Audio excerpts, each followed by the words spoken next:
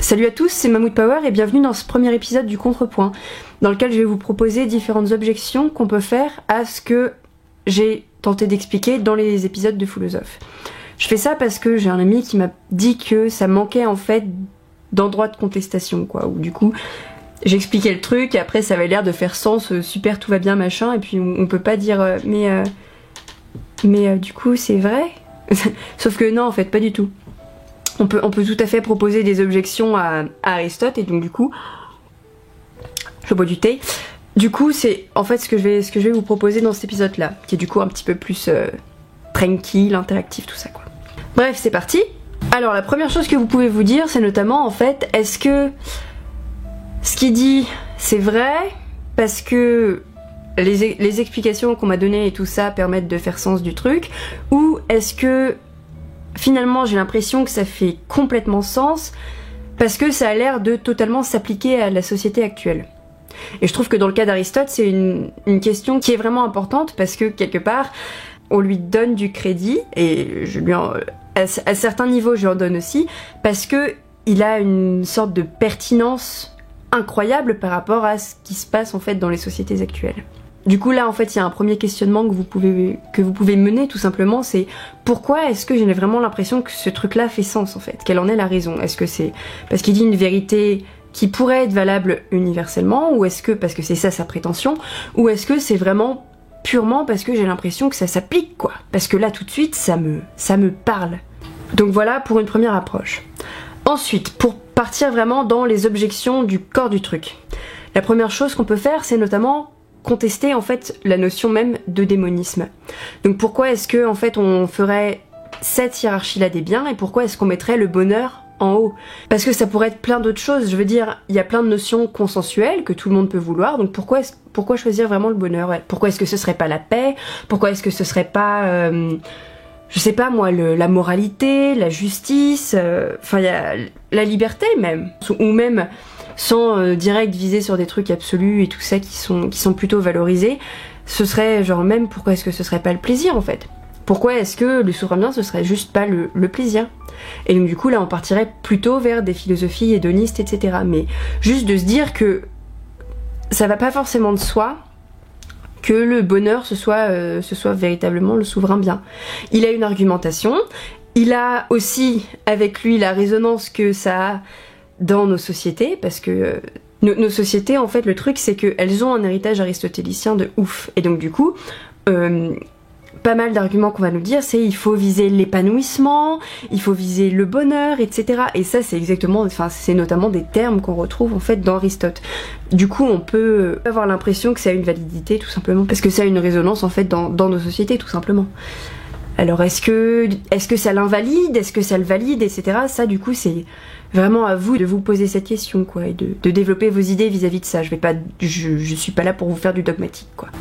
La deuxième chose qu'on peut faire, je bois toujours, c'est notamment de constituer le lien qu'il y a en fait entre bonheur et vertu. Parce que c'est notamment le problème avec ces grandes notions, genre le bonheur, la liberté et tout ça, c'est que tout le monde le dit, tout le monde va dire oui, mais dès qu'il s'agit de le définir, là il y a des litiges quoi. Là il y a plus du tout de consensus. Donc pourquoi est-ce que lui il dirait le bonheur c'est la vertu et qu'on devrait tous être d'accord? Je veux dire, encore une fois, ça va pas de soi de dire ça. Donc là on peut le contester en fait. Et lui du coup, il sait très bien que ça va pas de soi, et d'ailleurs il va développer toute une argumentation pour essayer de prouver ce lien-là. Mais on peut s'intéresser à ce qu'il va dire, et essayer de dire alors d'accord, ok, donc ça en fait non, et de quel droit en fait fais-tu ce lien-là?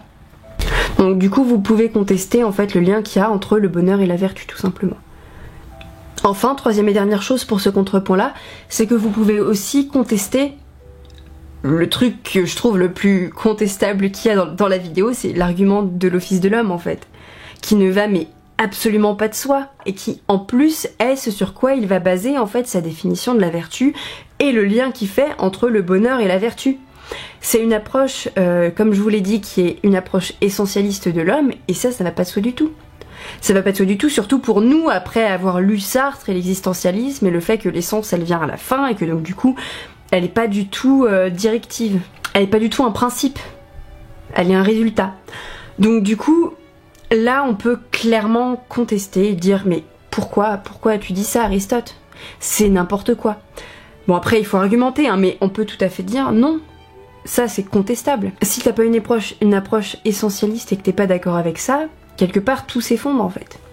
C'est qui a décidé que l'homme avait un office, qui a décidé que l'office ce serait une activité de l'âme accompagnée de raison, et puis qui a décidé que déterminer l'office de l'homme ce serait en fait par une opération de différenciation vis-à-vis des autres espèces et du vivant en fait. Parce qu'on pourrait totalement faire l'inverse par exemple. Même si on veut pas foncièrement condamner l'essentialisme, mais on pourrait tout à fait du coup proposer un autre essentialisme qui serait basé non pas sur ce qui nous différencie du reste du vivant, mais sur ce qui nous rapproche en fait, sur le commun qu'on a avec tout le reste du vivant, donc ce qu'on a de commun avec les animaux ou ce qu'on a de commun avec les arbres, etc. Et donc là du coup c'est juste la vie en fait. Ce que je veux dire c'est que on peut contester ici de différentes façons. On peut contester l'essentialisme en lui-même, ou on peut proposer une autre version de l'essentialisme en fait, et donc proposer par là des objections qui vont à la philosophie, qui vont contre ça en fait. Voilà, donc là je pense que j'ai présenté assez de différents lieux d'objection. Je continuerai à faire ça pour les différentes vidéos, je pense que ça peut apporter des choses. En plus on est dans une ambiance vraiment plus détendue où on pourra un peu plus papoter et tout ça aussi dans les commentaires machin. Enfin qui est un peu plus ouvert, je suis en facecam, on discute, on est tranquille, je bois du thé, ça m'interrompt, mais voilà. Donc du coup ça me paraît un format un peu chouette. Et oui, ce que je voulais dire pour terminer, c'est que ce que vous pouvez faire en fait, si vous voulez mener une réflexion qui soit un peu dialectique, qui présente des objections, etc. Bah c'est arriver en fait, genre là, par exemple, je vous présente la vidéo, je vous explique pourquoi est-ce que dans le contexte d'Aristote, pour reprendre l'exemple d'Aristote, hein, dans Aristote, pourquoi est-ce que ça fait sens, etc. Ce que vous pouvez faire en fait, c'est tout simplement ranger dans un petit sachet votre humilité face à Aristote, qui est quand même un penseur de ouf, arriver et dire non, c'est faux. On s'en fout, c'est faux. Et à partir de là, du coup, réfléchir à dire c'est faux, pourquoi, et donc à trouver les raisons dans ce qu'il a dit qui vont dire non, mais ça non, ça c'est faux. Et du coup, ça va vous faire en fait réfléchir à pourquoi est-ce que ça c'est pertinent, pourquoi est-ce que ça l'est pas, est-ce que là il y a une faille, attention on y va, ok, on exploite la faille, on développe ses raisons et tout ça, et du coup ça va vous faire réfléchir sur les trucs. Et c'est chouette de réfléchir. Enfin voilà. Donc ça c'était un petit conseil pour vos prochaines spéculations philosophiques. Bref, j'en ai cette fois définitivement terminé. Et du coup, je suis en train de m'occuper du deuxième épisode de Philosophe qui devrait arriver